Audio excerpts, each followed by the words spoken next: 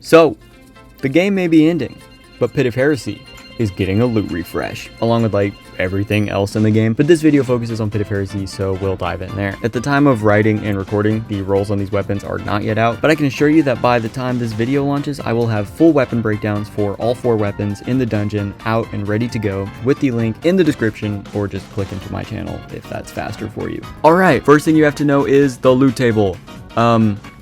Everything drops from everywhere. This is nice for simplicity, but if you want to target a specific weapon, it may make it more difficult. And unlike most modern dungeons that drop 2 engrams after killing the final boss, defeating Zolmak only grants 1 engram. But also, unlike modern dungeon bosses, Zolmak is dummy thick and easy to kill. So I'm going to start by sharing the strat for a full fire team, as I'm assuming most people are going to be rocking with that.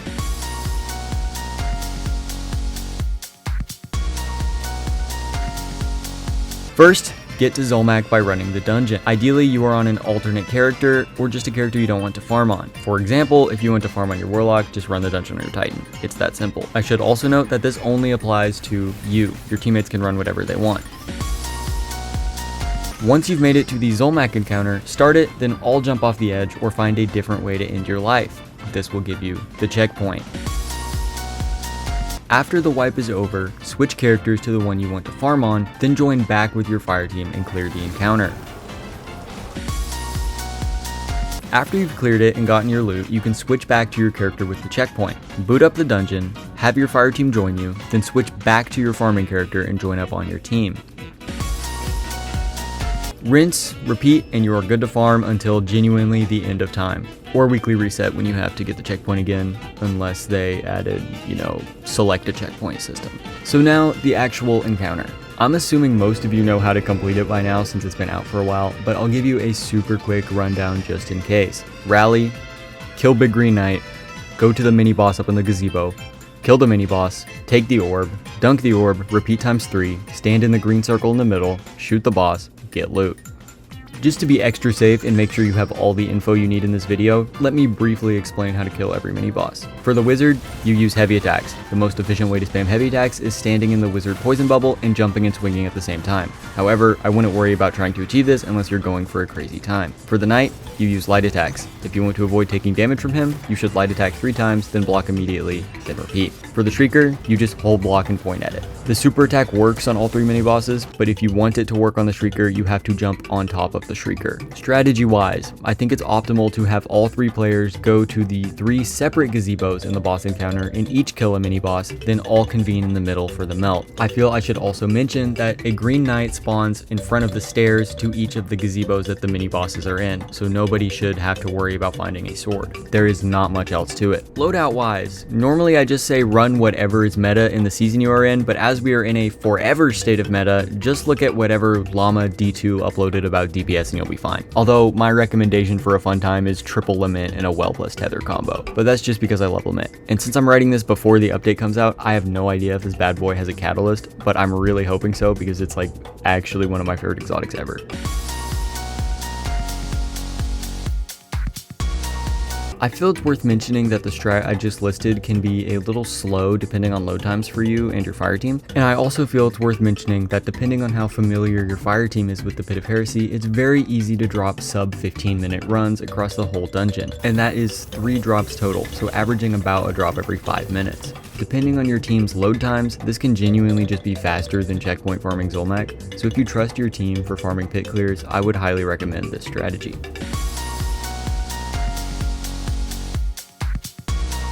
Basically the same thing as trio, just at final boss split up between one of you going to the knight mini boss and the other one of you going to the wizard mini boss, and then have whoever kills their mini boss first, it's probably the guy who's working on wizard, have them go to the shrieker and hope that the times equalize out between the other person killing the knight and then killing the shrieker. Then dunk all the orbs and kill the boss. I think it's also viable as a duo to comfortably clear the whole dungeon in under 15 minutes and get better return on investment loot wise. So you can't exactly checkpoint farm solo. So if you have no friends online or nobody's wanting to play pit, insane madman behavior by the way, then you'll have to follow this strat. The closest thing to checkpointing you can do solo is farm first encounter. which not a soul wants to do. So I'll have to recommend fully running the dungeon, which is not hard by any means, and with a good loadout or loadouts, I feel like 20 minutes is a very comfortable amount of time for a solo clear. And if you need help with the solo clear or need to know some tips and tricks about the dungeon to make your run smoother, I have a solo flawless Pit of Heresy guide that covers pretty much every important detail to getting clean solo runs. And if you don't want to go for flawless, there is a really easy way to skip ogre encounter entirely and just jump to third. If you stop right before you drop down into the ogre maze and instead stand on this tiny ledge, you do a slide into sword swings to climb out of the map and onto this platform. From here, you should run to this side of the ledge and drop down, making sure to stay fairly close to the wall to avoid a kill barrier not too far to the right. Once you're low enough, you can move over to the top of the ogre maze where the encounter should start. Now you just need to cross the maze and make it to the edge of the encounter. My personal favorite spot to do this is right here because it's a clean well line from the platform you land on. Once you've triggered the next encounter, which should be evident by the ogres flee text appearing in the bottom left, you'll need to kill yourself, which can be achieved either by exploding yourself or running off the map into yet another kill barrier. Once the wipe screen is gone, you'll have respawned in the third encounter.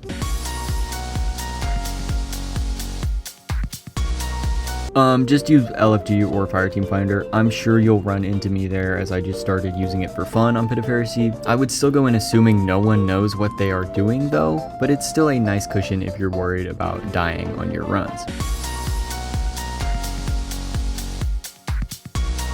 So if in this update they ended up introducing some sort of like checkpoint system where you can just go into any dungeon and select the checkpoint you want to go to, then just do that, like farm Zolmak. Just find a good build that like will solo one phase Zolmak. I'm sure they're out there. I'll probably make a guide on it in the future, but yeah.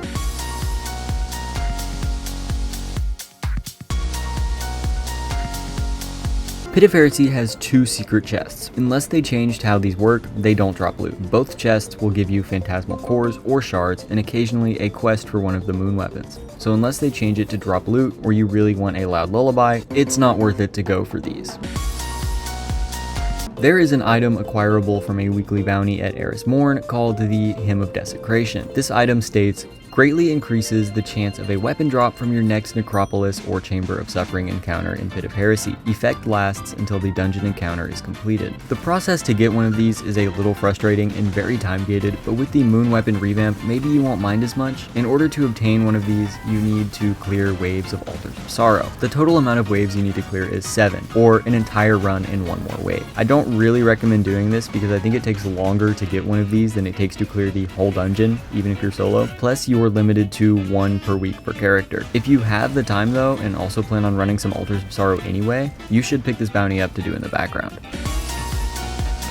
If you want to be ever so slightly more efficient on your clears, there is a technique in dunking the ball where if you jump and deposit the ball while mantling onto the tank, it doesn't force you into the long dunk animation. You can also achieve this by dunking while in a finisher, which could be beneficial to know if you or somebody on your team is running a Fellwinter's Helm build, which probably isn't likely, but it's there if you need it. If Bungie did actually introduce a checkpoint selection system, then for trios, duos, and solos, it would be faster to just click that little option wherever it is, load into Zolmak, kill Zolmak, load back into Zolmak, kill Zolmak, just over and over and over again. That's all you would need to know. But just in case it isn't, you have this entire video. Okay, that's all I could think of for the farming guide, but if I missed anything, I'd check the comments because they normally got me if I fail on providing info. I won't chill out too hard this time, but a share to your friends will not only help them be more efficient and knowledgeable in farming with you, but also helps my video out and pushes it to more people, so maybe even the randoms you meet in LFG know how to farm well. Thank you so much for watching. I will see you next week. Subscribe for weekly uploads as long as I can do them.